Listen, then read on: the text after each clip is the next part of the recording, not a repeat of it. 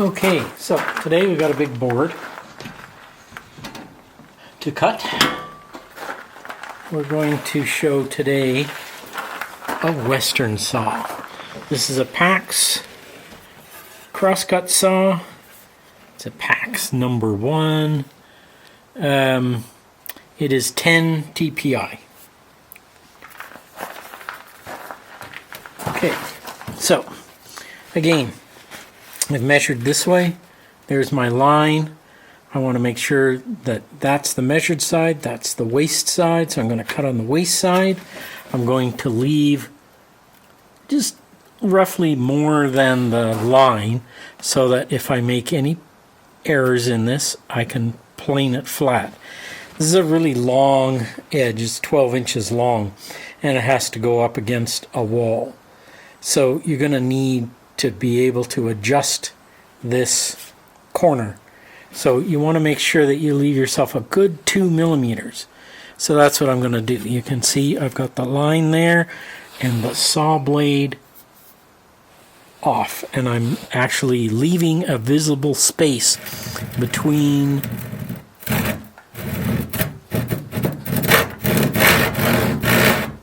starting the saw. Don't press down.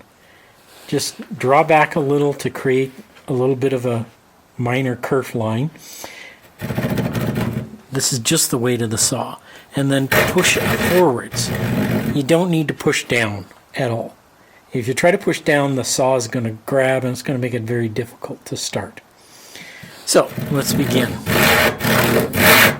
Just like with Japanese saws or any saw, I'm going to start my cut in the top, making sure that I'm going square through the board. So my saw kerf is square to the line that I've made. Now, to ensure vertical, rather than cut like this, I'm going to drop the heel down so that I can watch as it cuts down. I can watch as it moves along the line.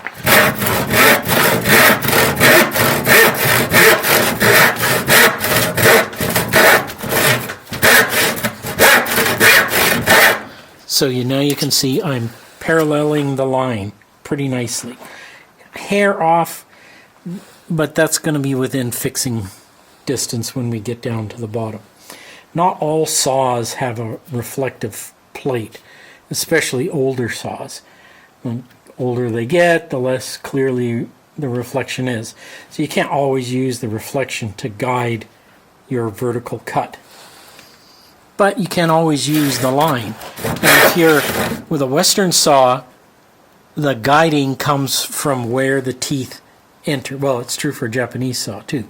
The guide comes from where the blade enters the wood, not where it exits the wood. So if you're going to steer a Western saw, it's going to be obviously as you push in, and it's going to be from here. So if I lift this up and I'm cutting like this, where my teeth are entering the wood is hidden from me. I can't see it. So I can't guide it accurately. So that's why I'm dropping the heel down and I'm watching here as I cut.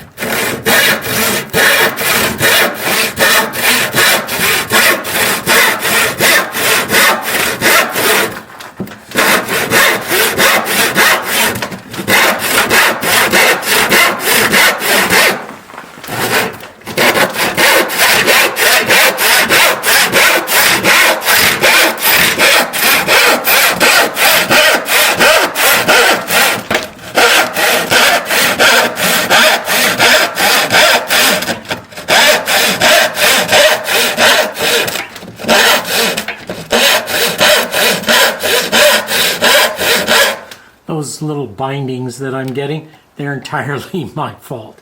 It's because I have a tremor disorder, so I sometimes shake off alignment, and that will cause the blade to bend and bind. So, but you shouldn't have that problem. Just cut the wood without pressing down. Just move the saw back and forth, keep it up at a good lean angle.